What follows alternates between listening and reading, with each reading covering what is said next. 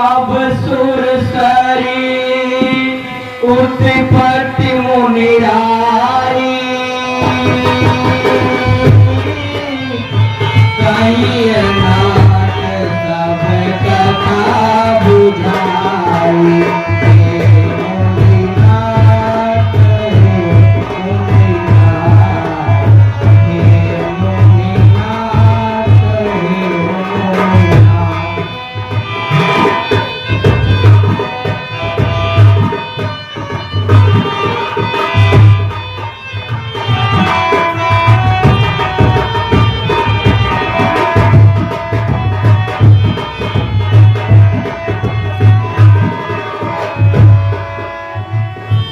हे मुनिनाथ, सुरसरी अर्थात गंगा की उत्पत्ति कैसे हुई इसके बारे में बताने की कृपा करें। हे राम जी, प्यारे संतजनों और परम प्रिय भगवान राम और लक्ष्मण, आपने बड़ा सुंदर प्रश्न किया, ये मेरे मन को भा गया। तो प्यारे संतों, सब लोग कान लगा के सुनना ध्यान से, ये जीवन की बात है, जीवन में आपके काम आएगी। कितने लोगों ने अभी तक ज्ञान नहीं लिया, न ज्ञान हुआ कि गंगा धरती पर कैसे आई। आज हम आप देखते हैं कि सारा संसार गंगा नहाता है। प्यारे संतों, हे राम जी, आपके पूर्वज में राजा सगर हुए,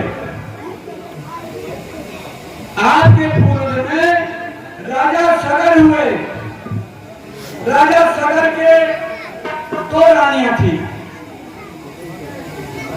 और इन दोनों रानियों के एक भी पुत्र नहीं थे। तो दोनों रानियों ने तपस्या किया, भृगु जी की आराधना की।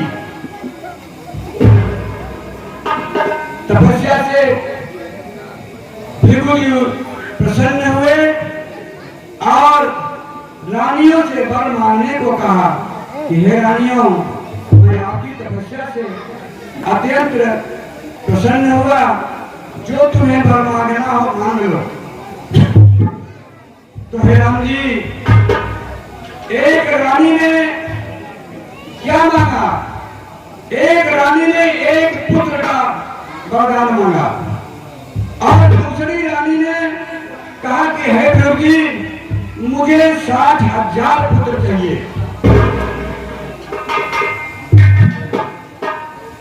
और जो एक रानी ने एक पुत्र मांगा था, उसके एक पुत्र हुआ। उस पुत्र का नाम असमंजस था।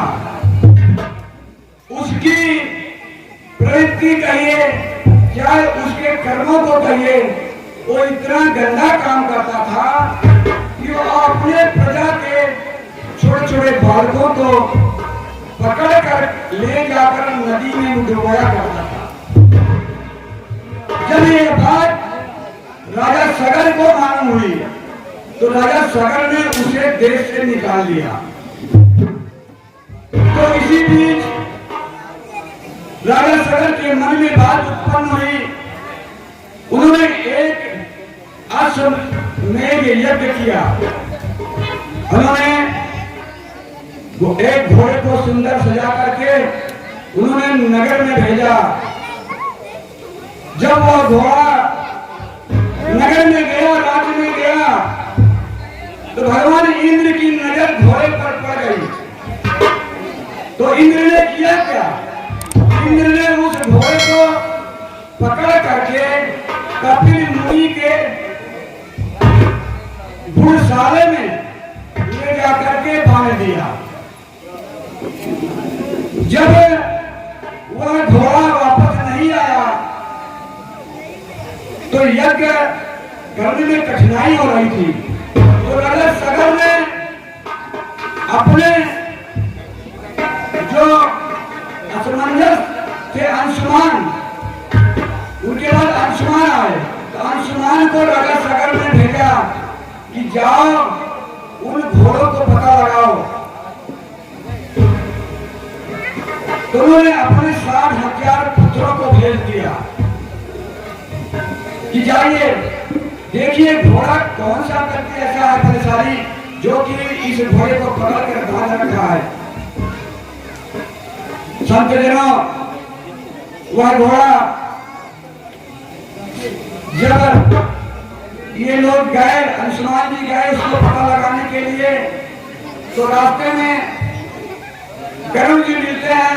सारा वृतांत कहा कि ऐसी ऐसी बात है राजन, घोड़ा आपका वहां बधा हुआ है। कपिल मुनि के स्थल में जब उन्होंने वहां गए तो देखा कि घोड़ा वास्तव में वहां बधा हुआ था।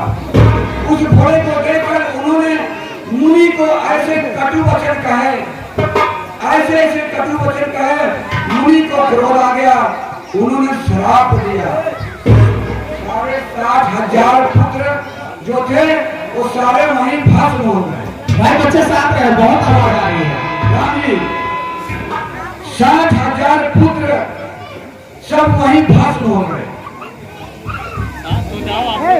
तो इस प्रकार उन्होंने अपने पुत्र अंशुमान जी अपने पुत्र दिलीप को भेजा, कहा कि जाओ उन घोड़ों को ले आओ। तब उन्होंने जाकर के उन घोड़े को ले आया, उनका यज्ञ पूरा। उन्होंने कहा कि अब जो आपके 60,000 पुत्र भस्म हो चुके हैं, इनका उद्धार कैसे हो। तो राजा दिलीप के कंधे पर यह भार रखा गया कि आप धरती पर मां गंगा को लाइए, तभी इन 60,000 पुत्रों का तरण तारण होगा। इस प्रकार पीछे आए रहे अंशुमान जी ने अपने पुत्र दिलीप को एक कार्यभार सौंपा। उन्होंने भी इस कार्य को न कर पाने में असमर्थ रहे। तब उन्होंने अपने पुत्र भागीरथी को वह कार्य सौंप कर तप करने वन को चले गए। तो भागीरथी ने यह प्रयास किया गंगा कैसे धरती पर आवे। उन्होंने अपने अथक परिश्रम से इस गंगा को धरती पर लाए। तब से यह सुरसरी तब से आज तक अविरल बह रही है और इसमें सारे संत जनों का कल्याण कर रही है।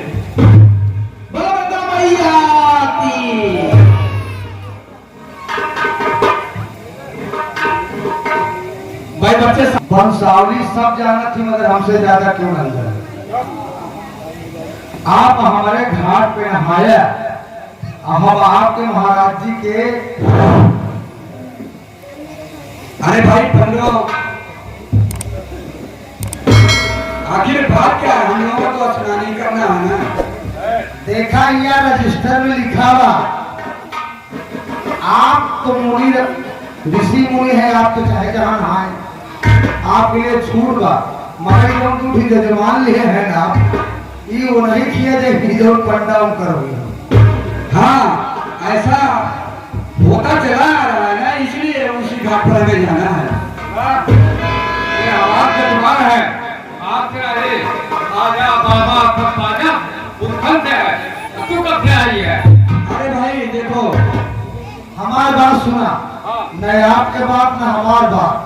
जे वंशावली बताई दे ना मुनि जी, जे वंशावली बताई दे उसी घाटे पर जो बताएगा उसी की घाट पर हम लोग स्नान करेंगे।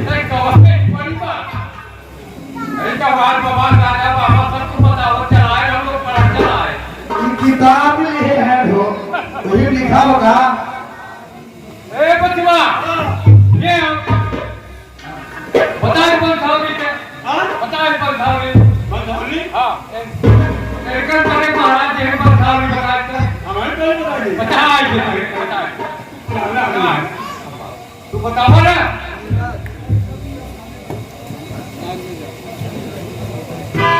राम के लक्ष्मण लक्ष्मण का राम और सीता के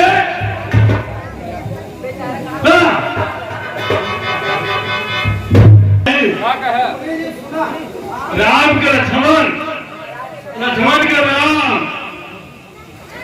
और सुनो हाँ क्या कहा? बोला बोला बोला बोला बोला बोला बोल चुका। ए भैया श्री आज ये प्रश्न करता है कहा था ये राजकुमार जी के परछावनी बताई गई वही घाटे पर हावन तो हुआ कचरा परछावनी को बताओ किसने चलाया? ए बच्चा पूछा तो क्या है? क्या पूछ रही हो? चलो जवाब बताओ परछावनी बोला। अच्छा अच्छा दोटा बने पढ़ाओ सब हमारे और परछावनी ढेर बा। आज तू थोड़े से बतावा बचा। हाँ एक कौवे पूछे हमारी। अरे अयोध्या से और कहाँ से? अच्छा तब पंडित बाबा ने इतना मार उठा हुआ हमारे बीच में बैठे हुए। अरे बताई दे ये तेरा बतावा। देखा बहुत समय पहले की बात है, बहुत पहले की एक बार ब्रह्मा जी बैठा है। अब तू पैदा भाई है। ये तू हमसे बात पैदा भाई तू का जन्म पैदा नहीं तू बार बार हमारे नहीं करता। ब्रह्मा जी बैठा है तो ब्रह्मा जी सर के ऊपर ऐसे हाथ फेरे बाल पे एक बार टूट गया। ब्रह्मा जी हाथ में आई है। ब्रह्मा जी सोचते कि एक बार ये टूट गया हमारा तो हमें धीरे बाबा